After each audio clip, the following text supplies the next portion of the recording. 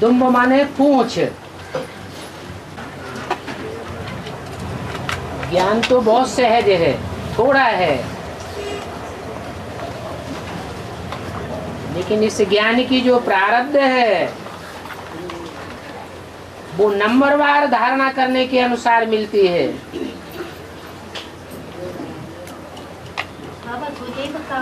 कोई महाराजा बनते हैं, कोई राजा बनते हैं, कोई रानी बनते हैं,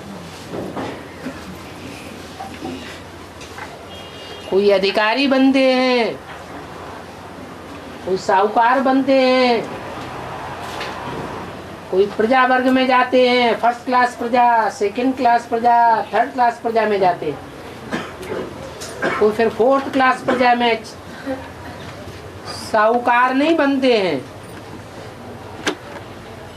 दास दासी बन पड़ते हैं, चांडाल बन पड़ते हैं। तो ज्ञान तो बहुत सहज है, थोड़ा है, लेकिन उसका दुम्ब बहुत लंबा चौड़ा है। और बाबा उसमें पूछती ना, उसमें याद है बाबा याद करने का याद पूछा। कृष्ण पूछते रहते ना, कृष्ण हाँ हाँ वो याद आता है। बाबा बोले सब ये करे तो याद होता है। प्रश्न पूछते हैं वो याद होता है तो याद नहीं रहती प्रश्न पूछने वाले को, लेकिन कोई बात में मुझे हुए हैं, उस बात का जवाब नहीं मिल रहा है, या कोई को समझाते समय कोई ने प्रश्न कर दिया, उस प्रश्न का हम जवाब नहीं दे सके, तो संशय का निवारण करना चाहिए या नहीं करना चाहिए? करना। संशय का निवारण करेंगे तो याद अच्छी आएगी, नहीं तो प्रश्न मुझाहट पैदा करते रहेंगे, पुरुषार्थ चौपट होता रहेगा। बाकी एक प्रश्न पूछना होता है जिज्ञासा शांत करने के लिए, और कोई ऐसे होते हैं जो प्रश्न पूछते हैं अपनी होशियारी दिखाने के लिए या विरोध भाव पैदा करने के लिए, वो ठीक नहीं है। बुले बकावली माना बाबा, बुले बकावली। जैसे कहानियां ढेर सारी आई हैं भक्ति मार्ग में, वैसे गुल बकावली की भी कहानी है। मुसलमानों में ढेर सारी ऐसी कहानियां हैं जो ज्ञान से लगती हैं। और बाबा महानंदी भक्ति मार्ग में महानंदी बोलते हैं, बेहद अर्थ क्या बाबा? भक्ति मार्ग में महानंदी महानदी नंदी महानंदी, नंदी तो बैल को कहा जाता है, सबको आनंद देने वाला। बैल का पार्ट ब्राह्मणों की दुनिया में किसका है? शिव के मंदिर में बैल दिखाया जाता है।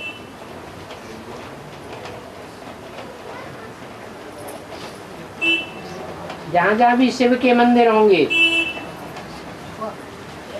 बैल भी रखा होगा, उसका नाम रखा है नंदी। ऐसे तो सभी पुरुष बैल हैं, लेकिन वो है महानंदी, बहुतों को आनंद देने वाला है। और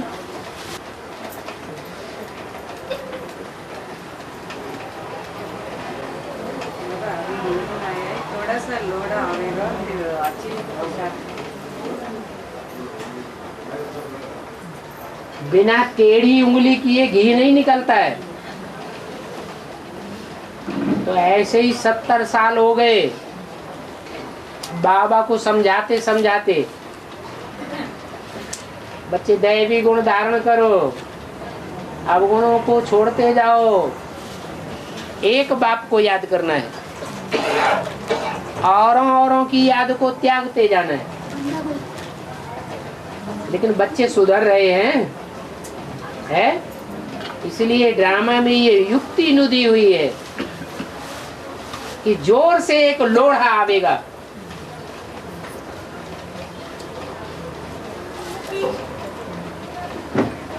सबको हिला देगा, फिर सबको साथ में खड़े हो जाएंगे। हाँ जी,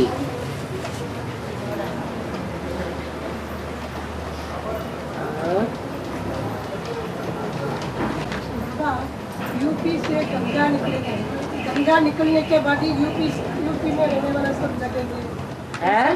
गंगा निकलने के बाद ही यूपी में रहने वाला जगह ये उनसे बताया है। गंगा तो सन्यासी धर्म है। फिर गंगा आने के बाद यूपी वाला है तो उन लोग सब सन्यासी धर्म का हो गए। सब क्यों सन्यासी धर्म को अभी नहीं निकल रहे हैं यूपी में? अभी भी तो निकले हैं। तो जो अभी निकले हैं वो प्राप्ति की लिस्ट में है, और जब गंगा निकलेगी तो गंगा के साथ सब सन्यासी भी निकलेंगे। फिर तुम बच्चों की विजय हो जाएगी। क्यों विजय हो जाएगी? क्योंकि प्योरिटी वाली पावरफुल आत्माएं तुम्हारी सहयोगी बन जाएंगी।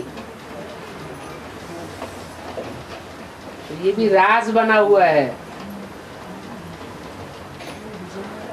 दक्षिण भारत को तो भारत का विदेश बताई दिया है। वहां तो सन्यास धर्म फैलता भी नहीं उतना ज्यादा। लास्ट में आकर के ये सन्यासी विदेशों में पहुंच गए हैं।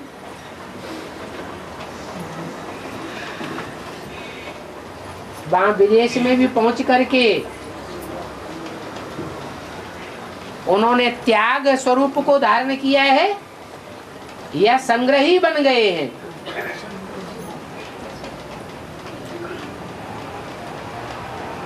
त्याग को धारण नहीं कर पाया कि तो बाप आते हैं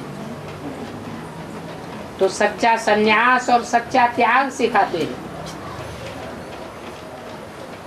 त्याग से फिर सारी दुनिया का भागी बनता है। ज्ञानी तू आत्मा मुझे विशेष प्रिय है, और ज्ञानी भी पवित्र बुद्धि में ज्यादा बैठता है या पवित्र बुद्धि में बैठता है?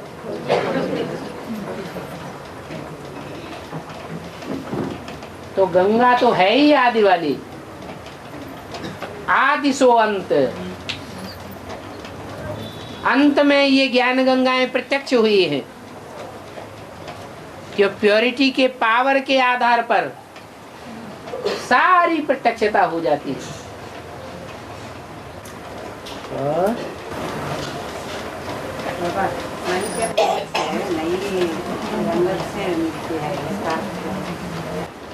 बेसिक नॉलेज से लेकर के अब तक एडवांस नॉलेज तक जो भी सेवा हुई है उसमें वाचा की ढेर सेवा हुई, और भागदौड़ की भी कर्मेंद्रियों की ढेर सेवा हुई। कर्मणा सेवा का भी उतना रिजल्ट नहीं निकला, वाचा सेवा का भी रिजल्ट नहीं निकला। यहां तक कि अब कोई सुनने के लिए भी तैयार नहीं।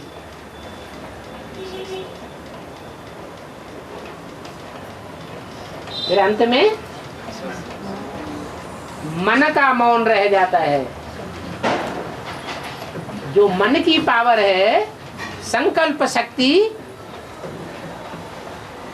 वो ही काम करती है। और वो तब काम करती है जब हम मन को एकाग्र करना सीख लेते हैं। जितनी वाचा चलाते हैं, जितनी कर्मेंद्रियों की भाग दौड़ करते हैं, उतना मन चंचल रहता है, देहभान में आते हैं। जब आत्म की स्थिति में स्थित हो जाएंगे तो ज्यादा वाचा चलाने की इच्छा ही नहीं होगी। कर्मेंद्रियों की हलन चलन की भी इच्छा नहीं होगी। आत्मा एकाग्र हो जाएगी और एकाग्रता की पावर से सारे कार्य संपन्न होंगे। 500-700 करोड़ की दुनिया अभी कितनी आत्माओं को संदेश दिया है 70 साल में? है? अंश मात्रा आत्माओं को संदेश मिला है, तो इतनी बड़ी दुनिया में संदेश कैसे फैलेगा? मन के मौन से ही नई रंगत निकलेगी। और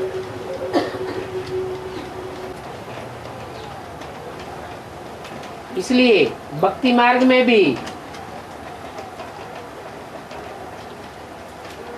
कहते हैं कि जब वानप्रस्थावस्था आए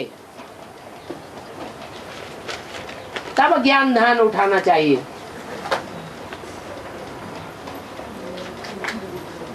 अभी बाप कहते हैं तुम सबकी वानप्रस्थावस्था है। वानप्रस्थ का अर्थ ही है वाणी से परे हो जाना।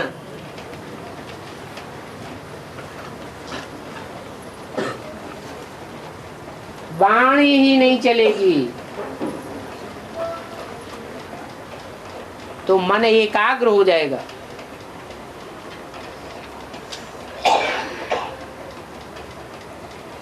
और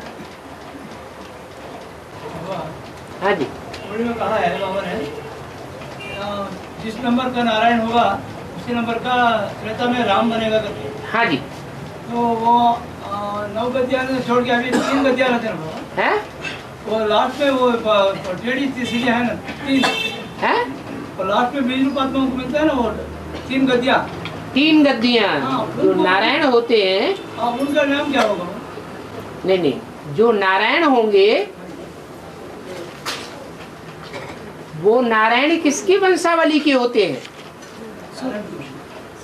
संपूर्ण नारायण की वंशावली के होते हैं या अपूर्ण नारायण की वंशावली के होते हैं? है? जो 8वां नारायण है उसकी मूल वंशावली कहां से शुरू हुई?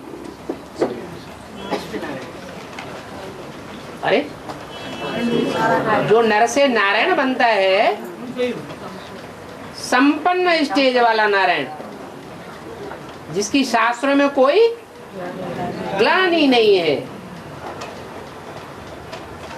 तो उसकी वंशावली में होता है नारायण। और जो फेलियर्स हुए हैं उन फेलियर्स की वंशावली में लास्ट 3 गद्दियां भी आती हैं। जो नर से नारायण बनने वाला है उसका पुरुषार्थ फेलियर होने का है क्या? नहीं। और जो राम सीता बनते हैं वो पुरुषार्थ फेलियर का प्रारब्ध है या पास होने की प्रारब्ध है? फेलियर की प्रारब्ध है। तो उनका जो लास्ट होगा फॉलोअर वंशावली में,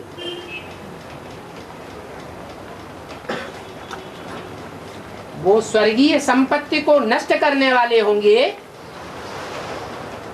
या बनाने वाले होंगे? नष्ट कर देते हैं। और यहाँ भी शूटिंग पीरियड में वो बनाने में नहीं लगते, कंस्ट्रक्शन के कार्य में सहयोगी नहीं बनते, क्या करते हैं? यहां भी डिस्ट्रक्शन करते हैं।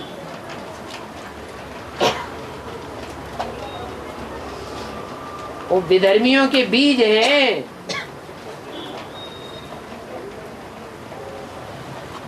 इसलिए उनको जो राजाई मिलती है वो लास्ट जन्मों की कोट पतलून मिल जाती है। उससे पहले के जन्मों में दास दासी बनते रहते हैं। सर्विस करेंगे तो ऊंच पद पावेंगे, और बाप का बनने के बाद अगर डिस सर्विस करते रहेंगे तो पद कैसा होगा? नीच पद बनेगा। उनकी तो यादगार ही गिरजाघर बनता है। कैसा घर? गिरजा। उन्होंने पुरुषार्थ ही ऐसा किया है।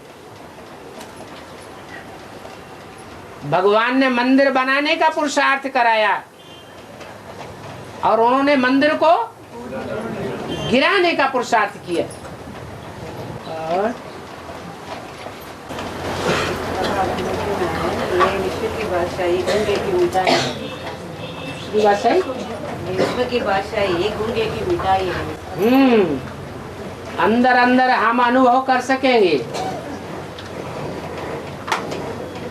दुनिया को उस खुशी का पता नहीं चलता है। ये ज्ञान गुप्त है या पंप एंड शो वाला है, तो उसका रिजल्ट भी कैसा होगा? अंदरूनी खुशी देने वाला होगा या बाहर की खुशी देने वाला होगा? भक्ति मार्ग में बाहर की खुशी करते हैं, ढोल बजाएंगे, मजीरा बजाएंगे, लाइटें दिखाएंगे, पंप एंड शो करेंगे। और यहाँ ज्ञान में ये सब कुछ करने की दरकार नहीं। ये गूंगे की मिठाई है। दुनिया का विनाश होता रहेगा और हम अंदर अंदर अपनी खुशी में मस्त रहेंगे।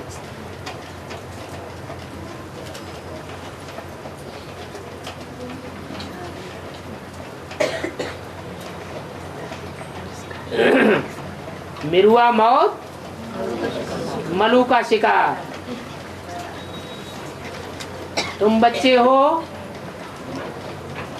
मुर्दों की खोपड़ियों को ठोकर लगाने वाले।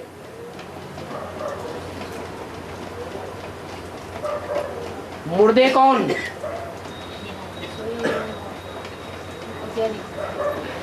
है? जैसे मुर्दा होता है उसको डंडा मारो, कोई असर होगा? ये भी ज्ञान के डंडे हैं जो लगते रहते हैं। जिन्होंने अपने को मुर्दा बना लिया मारे देह अभिमान के, उनको तो कुछ असर होता ही नहीं है। उन मुर्दों की खोपड़ियों को तुम ठोकर मारते रहेंगे। उनको एहसास होता रहेगा कि हमने सुनते हुए भी नहीं सुना।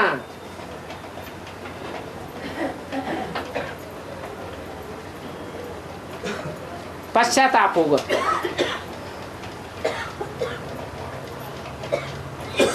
और माता जी का प्रश्न है, सदगुरु निंदक दो प्रकार का है। सदगुरु निंदक दो प्रकार का है। भगवान का निंदन करने से एक प्रकार, आत्माओं के निंदन करना, और इस दो में अंतर क्या है? आत्माओं का निंदन करना? अरे सदगुरु में और आत्माओं में अंतर नहीं है। सदगुरु की निंदा दो प्रकार की नहीं। आत्माएं सब नहीं होती है सदगुरु। सदगुरु तो सिर्फ एक ही होता है, और जो एक सच्चा गुरु है सब कुछ सच्चा बताता है। उस सच्चे की निंदा करना, झूठा बनाना कितना बड़ा पाप है। उस सदगुरु की निंदा कराने वाला ऊंचा ठौर कैसे पाएगा?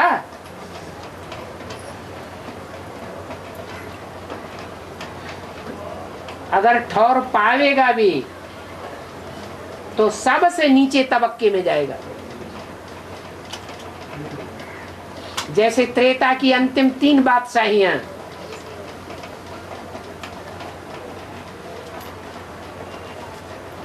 दुर्गति कराने वाली है या सदगति कराने वाली है? खुद की भी दुर्गति होती है और सारी प्रजा की दुर्गति कराने में ले जाते हैं।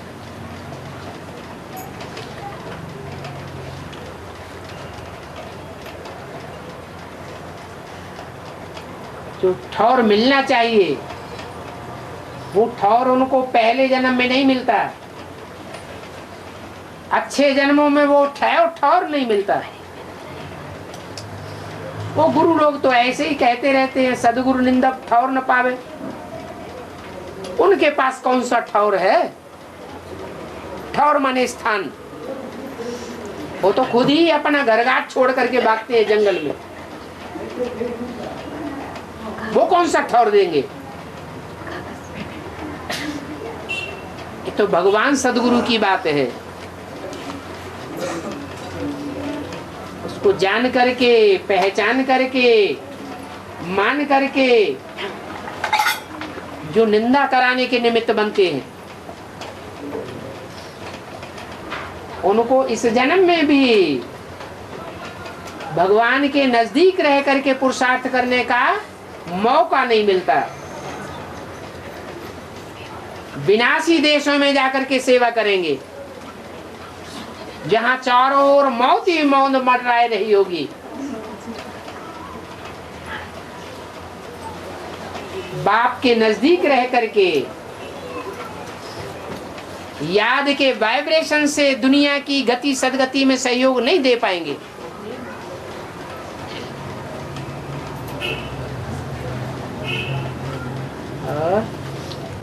आत्माओं को निंदा करना है, आत्माओं को निंदा करने से आत्माएं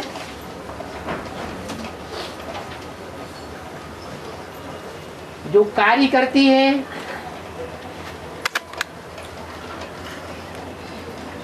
और अभी तक 70 साल के पुरुषार्थ में आत्माओं ने जो कार्य किया है, पुरुषार्थ किया है,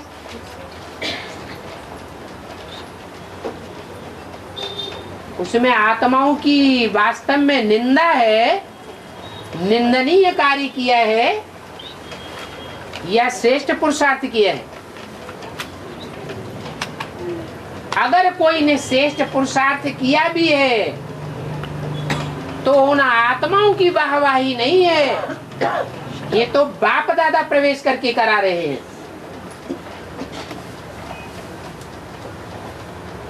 तो जो है ही निंदनीय उसकी निंदा करने में कोई पाप चढ़ जाता है क्या?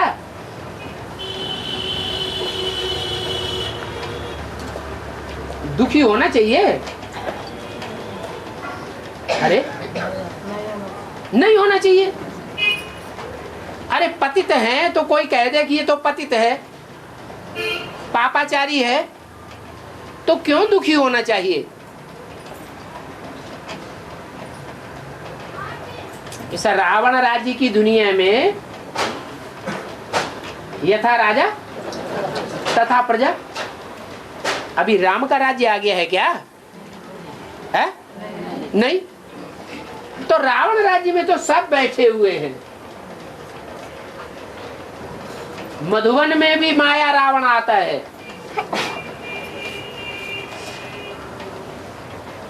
वहां भी किसका राज्य है? रावण का राज्य है। तो जो भी है मनुष्य मात्र, वो सब निंदनीय है या प्रशंसनीय कार्य कर रहे हैं? क्या कर रहे हैं? निंदनीय कार्य कर रहे हैं। एड़ी से लेकर के चोटी तक, प्रजापिता से लेकर के और 500 करोड़ भी जो आत्मा है, कोई भी प्रशंसनीय अपने को नहीं कह सकता। कोई अपने को श्री कहेगा? कह सकता है? कहेगा? नहीं कह सकता। तो जो जैसा है, चोर को चोर कह देने में कोई पाप बन जाएगा क्या? बनेगा ना? असंख्य चोर, हरामखोर।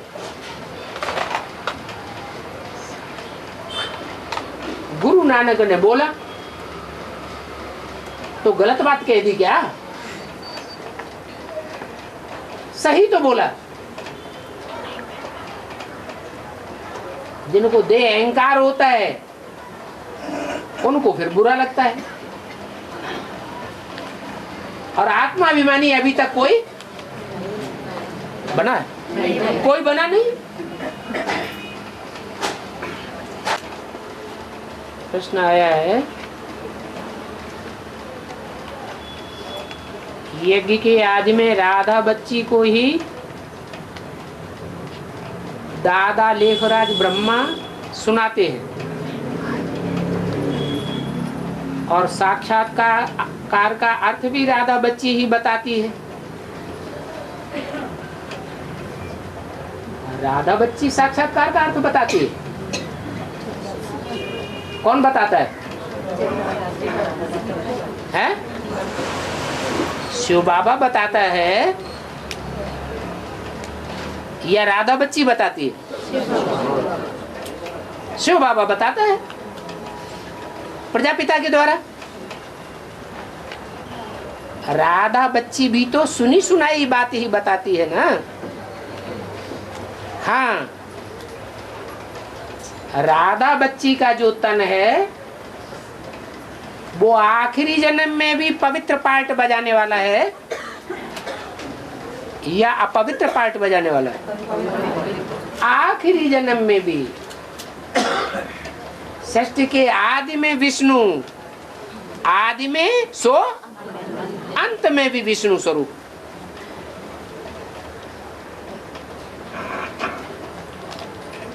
और प्रजापिता का कोई भी बात में विरोध करने वाली नहीं हो सकती। ब्रह्मा बाबा दादा लेखराज जो अंतिम जन्म में युगल बने, वो पार्ट भी ऐसा नहीं था। अगर विष्णु स्वरूप ऐसा पार्ट होता तो यशोदा माता की जगह ओम राधे मम्मा को यज्ञ का निमित्त नहीं बनाया जाता। तो प्योरिटी की 63 जन्म की जो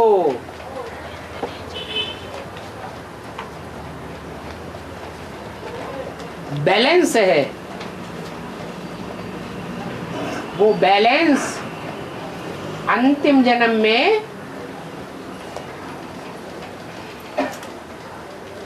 ब्रह्मा बाबा को विश्वास दिलाता है।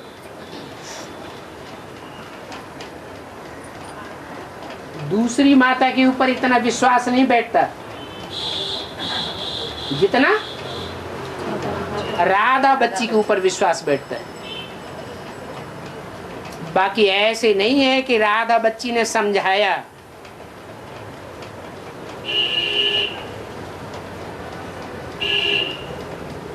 जैसे जगदम्बा ने समझा, सुना और सुनाया, ऐसे राधा बच्ची ने भी सुना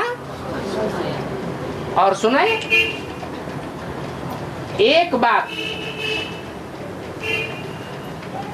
एक पवित्र आत्मा बोले और वो ही बात एक वैश्य बोले, अपवित्र व्यक्ति बोले, कसाई बोले, तो लोगों को किसके ऊपर विश्वास होगा? पवित्र आत्मा के ऊपर पक्का विश्वास बैठेगा। बात एक ही बोली गई, लेकिन विश्वास में अंतर पड़ जाता है। ऐसे ही समझ लो कि रुद्रमाला भी अभी ज्ञान सुना रही है, सुना रही है ना। जो बाप ने सुनाया वही गहरा ज्ञान सुना रही है ना, राज की बातें सुना रही है ना रुद्रमाला। लेकिन दुनिया के ऊपर असर नहीं पड़ता, और वही बातें विजयमाला निकलेगी, और विजयमाला के मणकों के मुख से सुनाई जाएगी। उसका असर दुनिया के ऊपर क्यों पड़ जाएगा? दुनिया के सारे काम प्योरिटी से होते हैं। तो गीता माता है तो जगदम्बा को किस आधार पर हम पहचाना है? जगदम्बा को कैसे वो या टाइटल बता तो दिया। एक है झूठी गीता और एक है सच्ची गीता। सच्ची गीता जब निकलती है तो 1 सेकंड में ब्रह्मा को क्या बना देती है? 1 सेकंड में ब्रह्मा से विष्णु बनता है। और झूठी गीता से पतन होता रहता है या उत्थान होता है। झूठी गीता में कृष्ण की छाप है, झूठी गीता के दिल पर कृष्ण उर्फ दादा लेखराज वाली आत्मा की छाप है, या शिवशंकर भोलेनाथ के प्रैक्टिकल पार्ट की छाप है? किसकी छाप है? कृष्ण की छाप है।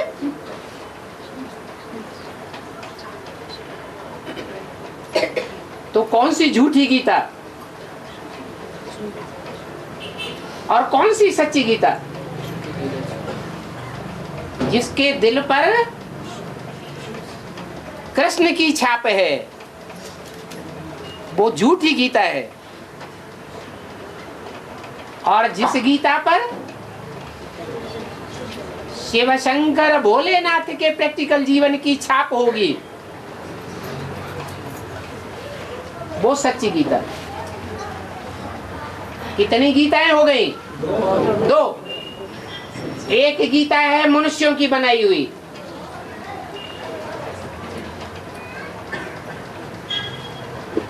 एक ने झूठा किया या अनेकों ने झूठा किया? है?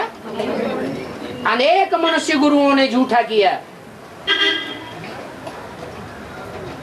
और एक ऐसी गीता भी है, चैतन्य में है, कि एक के अलावा कोई की भी छाप कोई भी जन्म में नहीं पड़ती। तो अंतर पड़ेगा या नहीं पड़ेगा? पड़ेगा। और प्रैक्टिकल शूटिंग पीरियड में भी ये बात देखने में आनी चाहिए। क्या सच्ची गीता अपने ब्राह्मण जीवन में एक से प्रभावित होकर रहेगी आदि से अंत तक, और झूठी गीता अनेकों से प्रभावित हो जाती। इसलिए सच्ची गीता के लिए बोला है पहली अव्यक्तवाणी में, भारत माता शिव शक्ति अवतार अंत का यही नारा है।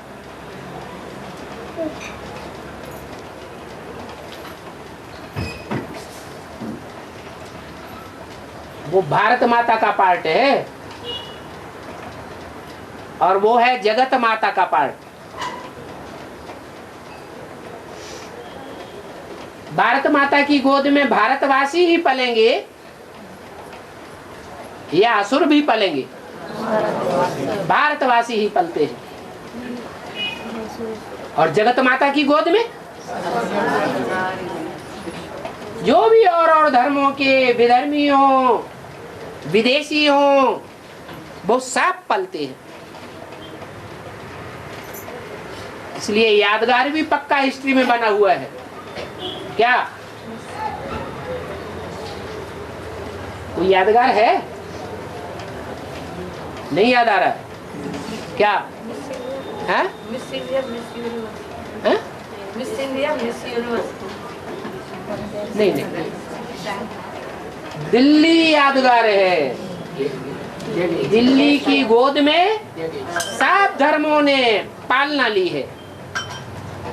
हर धर्म ने दिल्ली की गद्दी पर राज्य किया है। एक ही ऐसा शहर है दुनिया में, राजधानी है, जहां हर धर्म वालों ने राज्य किया है।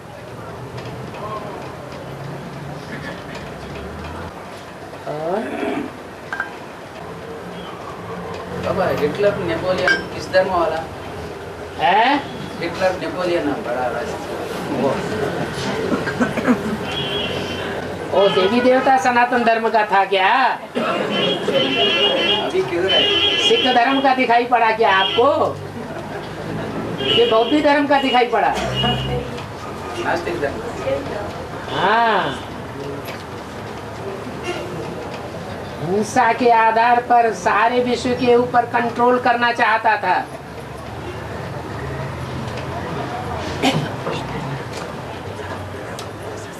ऐसा व्यक्ति नास्तिक होगा या आस्तिक होगा? है? नास्तिक किस्म के आदमी होते हैं।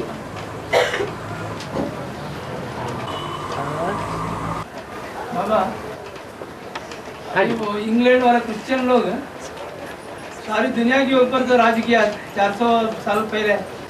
400 साल पहले नहीं, 200-250 साल के अंदर। अंदर, पहले नहीं।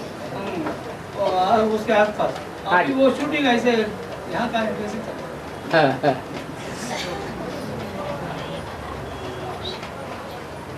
अभी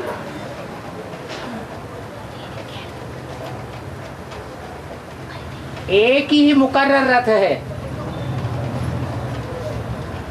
और उस मुकर्रर रथ में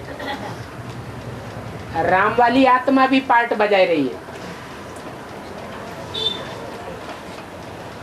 और कृष्ण वाली आत्मा भी पार्ट बजाई रही है।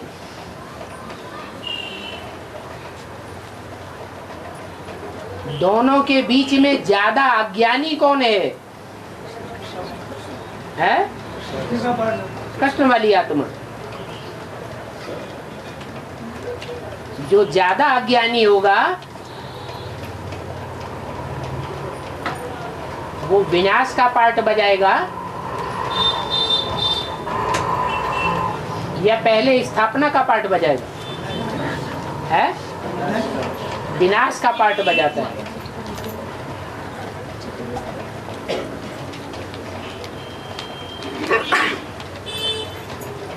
और ये विनाश का कार्य चाहे बेसिक ब्राह्मणों की दुनिया हो, चाहे एडवांस ब्राह्मणों की दुनिया हो,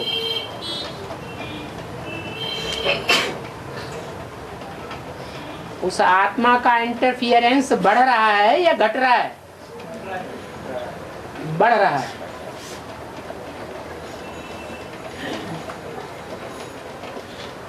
अज्ञानता इतनी ज्यादा बढ़ती जा रही है कि सबका पुरुषार्थ चौपट होता जा रहा है।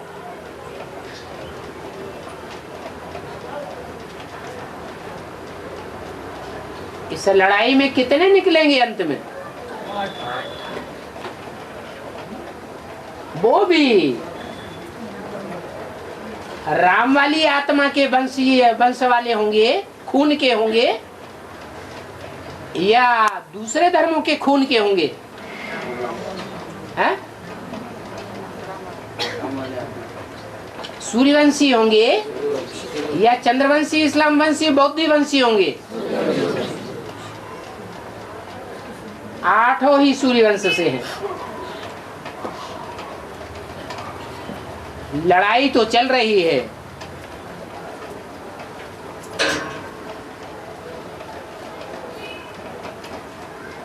देह अभिमान और आत्मा अभिमान की। दोनों पार्टधारी भी ब्राह्मणों की दुनिया में प्रत्यक्ष रूप में सामने आ गए। कौन दोनों पार्टधारी? राम और कृष्ण।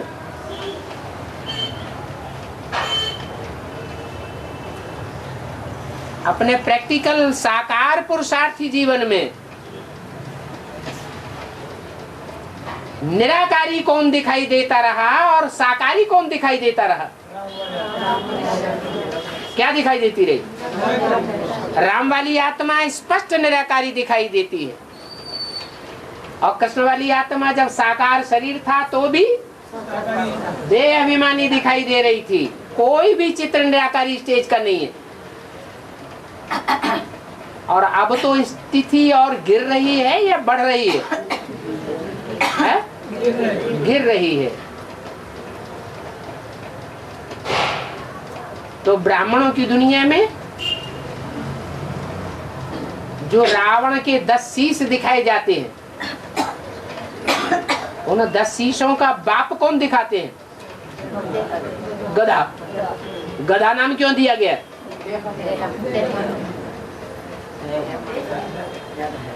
ज्ञान रिंचक मात्र भी बुद्धि में नहीं बैठता। बाप की पहचान बुद्धि में नहीं बैठती, इसलिए कहते हैं ये तो गधा है।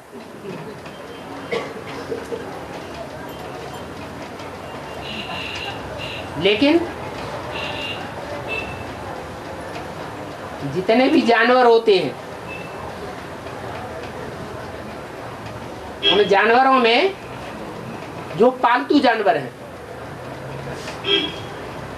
उनमें सबसे जास्ती मेहनती जानवर कौन सा होता है? मेहनती होता है कि नहीं? मेहनती होता है। सुबह से शाम तक कितना बोझ होता है, मार भी खाता है, धोबी की कितने डंडे लगते हैं। ज्ञान के डंडों की बात है या कोई स्थूल डंडों की बात है? ज्ञान के डंडे लगते हैं।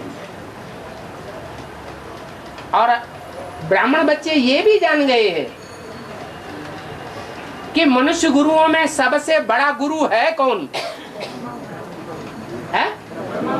ब्रह्मा। और बाबा की जो भी एडवांस ज्ञान की वाणी है, वो सबसे जास्ती मार गुरुओं को ही लगाती है। बोलते भी हैं रावण कौन? जवाब क्या देते हैं मुरली में? ये गुरु लोग। और गुरुओं में सबसे बड़ा गुरु तो रावण के सर के ऊपर जो 5 विकारों का बाप दिखाया है, वो पार्ट बजाने वाली आत्मा कौन हुई है?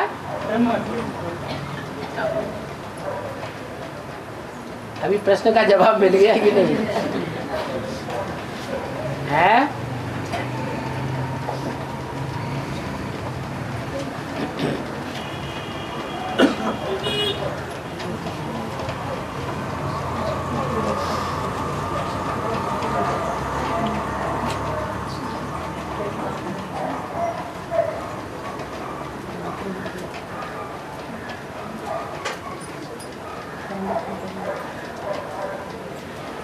आज की दुनिया में जो बड़े बड़े ऑफिसर्स हैं, बड़े बड़े ओहदेदार हैं, कुर्सियों पर बैठे हुए हैं, उनका नारा है कर्म ही पूजा है। क्या कहते हैं? कर्म ही पूजा है।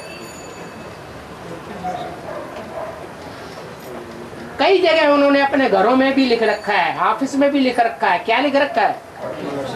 कर्म ही पूजा है। और जहां लिख रखा है वहां अगर कोई होशियार आदमी लिख दे गधे का कर्म ही पूजा है।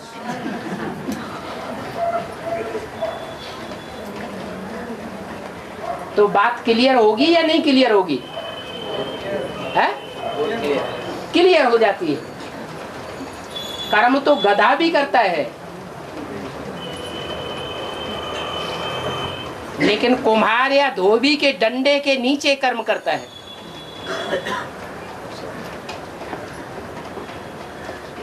हम ब्राह्मण बच्चे किसके अंडर में कर्म करते हैं? है? हमारा बेहद का धोबी है।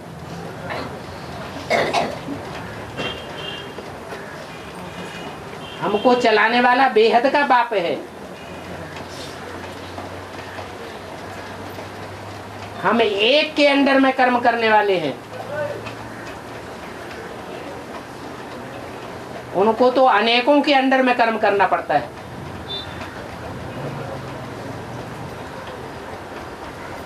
तो जैसे कि रावण के अंडर में कर्म कर रहे हैं, फिर कर्म को पूजा कहते हैं।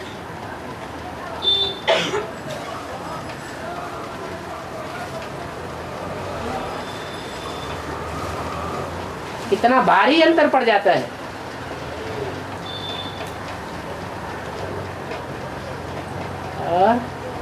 श्रेष्ठ कर्म ही पूजा है। श्रेष्ठ कर्म सिखाता कौन है? है? जो लिखते हैं कि कर्म ही पूजा है, उनको वो कर्म कौन करा रहा है? अरे दुनिया में जो बड़े बड़े ऑफिसर्स हैं, बड़े बड़े अहदेदार हैं, कुर्सियों पर बैठे हुए हैं, और वो अपने घरों में ऑफिस में लिखते हैं कर्म ही पूजा है, उनसे कर्म कौन करा रहा है? रावण राज्य के अंडर में बैठ करके कर्म कर रहे हैं। आज एक कानून बनता है, कल दूसरा आ जाता है, दूसरा कानून बना देता है, तीसरा और आ गया, वो तीसरा कानून बना देता है। अपना स्वार्थ के लिए। यहाँ तो बाप एक है और सत्य भी एक है और ज्ञान भी एक है। अनेक बातें नहीं सुनाता है।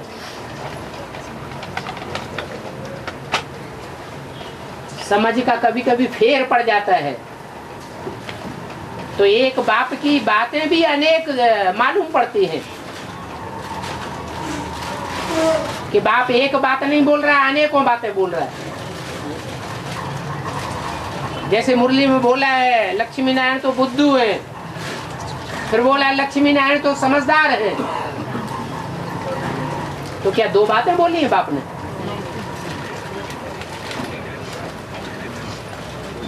प्रसंगांतर को नहीं समझा तो दो बातें लगती है।